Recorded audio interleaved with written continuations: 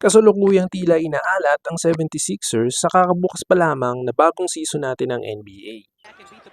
Down their big three and Andre Drummond, the Sixers found themselves short-handed in their matchup with the Cleveland Cavaliers nitong nakaraan. Team na wala pang talo at malinis pa rin ang record as of now. Pero sa kabila ng kanilang pagkatalo, nagawa pa rin ng Sixers na gawing kapanapanabik at interesting ang kanilang laban. Hanggang sa huling minute ng kanilang game, hindi talaga nila tinantanan ng Cavs at nagawa pang dikitan ito. Isa sa mga malaking dahilan kung bakit mas lalong naging interesting ang game na ito ay dahil sa kanilang rookie na si Jared McCain.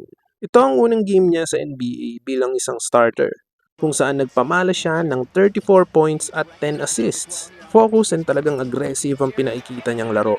Matatandaan na nung nakaraan lamang ay nagtala siya ng 27 points against Charlotte Hornets. At ngayon, nahigitan niya agad ito ilang araw pa lamang ang nagdaan.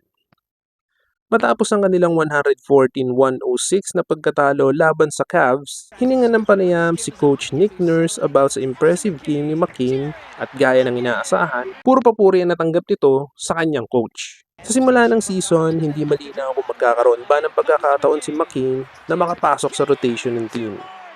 Ngayon, hindi na ito usapan.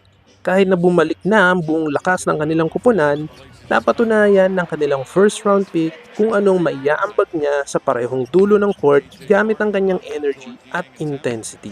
Hindi man ito ang inaasahan ng Sixers na bubungad sa kanilang opening pa lamang ng season at salungat sa kanilang mga target at plano, ang pag-usbong ni McCain ay tiyak na magiging isang maliwanag na bahagi sa panahong ito ng kanilang pagsubok. And that's it for our ILab Sports News. Huwag kalimutan na i-like ang ating video, mag-subscribe sa ating channel at i-hit ang bell button para lagi kayong updated sa ating mga bagong videos. Maraming salamat muli sa panonood.